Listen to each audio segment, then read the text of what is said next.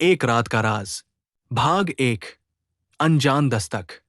अक्टूबर की एक सर्द और मध्यम रात थी। रात के ठीक 12 बजे शहर के किनारे बने एक पुराने सुनसान बंगले में अभिनव नाम का एक लेखक अपनी नई थ्रिलर किताब पर काम कर रहा था। बिजली जा चुकी थी और कमरे में सिर्फ एक पुरानी लालटेन की रोशनी थी, जो दीवारों पर अजीबोगरीब परछाइयां बना रही थी। अभिनव को अकेलापन पसंद था, पर उस रात हवा में एक अजीब सी बेचैनी थी। तभी दरवाजे पर एक धीमी पर जोरदार दस्तक हुई। अभिनव चौंक गया। इतनी रात को कौन हो सकता है? ये जगह ऐसी थी जहां लोग दिन में भी आने से कतराते थे। उसने घड़ी देखी। रात के 5:05। उसने धीरे से पूछा, कौन है? कोई जवाब नहीं आया। बस बाहर से ठंडी हवा के झोंके की आवाज आई, जैसे कोई सांस ले रहा हो। अभिनव ने हिम्मत करके दरवाजा खोला। सामने कोई नहीं था।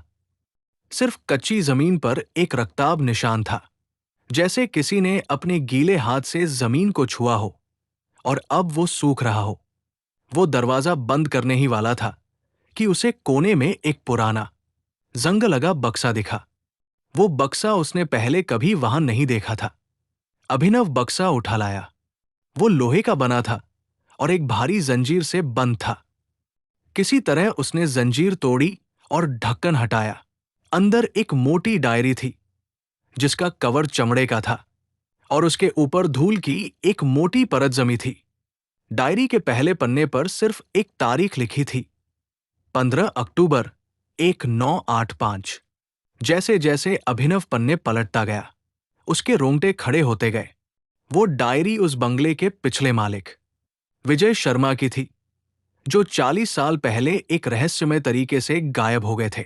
डायरी के आखिरी पन्ने पर, जो थोड़ा फटा हुआ था, खून के धब्बे थे और टेढ़ी मेढ़ी लिखावट में लिखा था, मैंने उसे देख लिया। वो अब भी यहां है। मुझे पता है वो कहाँ छिपा है। दरवाजे के पीछे बक्सा। पर मैं अब दरवाजा नहीं खोल सकता। मुझे दरवाजे के पार जाना होगा। मेरे बच्चे को बचाओ। उस पर भरोसा मत कर। अंतिम शब्द आधा कटा हुआ था। अभिनव ने डर के मारे डायरी फेंक दी। उसे साफ महसूस हुआ कि विजय शर्मा को जिसने भी मारा, उसने ये बक्सा और डायरी आज ही वहां रखी है। अचानक अभिनव की नजर कमरे के मुख्य दरवाजे पर गई, जिसके ठीक पीछे विजय शर्मा की डायरी में जिक्र था। दरवाजे पर बाहर की तरफ से 3 बड़े भारी ताले लगे थे। अभिनव घबरा गया। वो पिछले 3 दिनों से इस बंगले में था और उसे पता था कि जब वो अंदर आया था तब दरवाजे पर कोई ताला नहीं था। तो ताले किसने लगाए? उसे याद आया कि वह दरवाजा केवल बाहर से ही बंद किया जा सकता था। इसका मतलब था कि कोई उसके बंगले के अंदर आया, दरवाजे पर बाहर से ताले लगाए और फिर किसी और रास्ते से चला गया। उसने जल्दी से लालटेन उठाई और चारों ओर भागा। खिड़कियां बंद थी। छत पर जाने का रास्ता भी बंद था। फिर उसने अपने कमरे के एकमात्र और छोटे से वेंटिलेशन शाफ्ट को देखा, जो अक्सर बंद रहता था। वो खुला हुआ था और उसके ठीक नीचे जमीन पर गंदे पानी का एक छोटा सा गड्ढा था। अभिनव ने गड्ढे में देखा। उसमें एक छोटा चमकता हुआ लॉकेट पड़ा था। उसने उसे उठाया। वो उसके पड़ोसी के बेटे राहुल का था, जो अक्सर इस बंगले के आसपास घूमने आता था। अगले ही पल अभिनव के कान में एक सीटी की आवाज आई, जो ठीक उसके सिर के ऊपर छत से आ रही थी। तभी कमरे की बिजली वापस आ गई। अचानक आई रोशनी में अभिनव ने देखा कि लॉकेट के पीछे एक नक्शा बना है, जिसमें बंगले के गुप्त बेसमेंट का रास्ता दिखाया गया है। अभिनव ने समझ लिया। राहुल, जिसे लोग एक मासूम लड़का समझते थे, वो असल में विजय शर्मा का खोया हुआ बच्चा था, जिसने 40 साल बाद अपना बदला लेने की योजना बनाई थी। वो वेंटिलेशन शाफ्ट से आया, दरवाजा बाहर से बंद किया और छत पर जाकर उसे देख रहा था।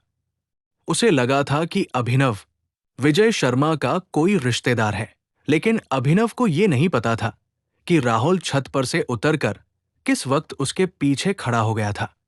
जैसे ही अभिनव ने लॉकेट से आंखें हटाई, उसे पीछे एक ठंडी सांस महसूस हुई। राहुल की आवाज आई, जो अब किसी बच्चे की नहीं थी, बल्कि एक ठोस, डरावने आदमी की थी। तुमने मेरी डायरी पढ़ ली। अब तुम भी उसी दरवाजे के पीछे जाओगे जहां मेरे पिता है। अभिनव ने मुड़कर देखा। राहुल के हाथ में विजय शर्मा का जंग लगा खंजर चमक रहा था, जिस पर खून के सूखे निशान थे। दरवाजे पर लगे 3 ताले अभिनव को बाहर जाने से रोक रहे थे, और अब राहुल उसे अंदर जाने से रोक रहा था। अभिनव को एहसास हुआ कि वो पूरी तरह फंस चुका है। रात के 12:15 बजे अभिनव की चीख उस सुनसान बंगले की हवा में हमेशा के लिए खो गई।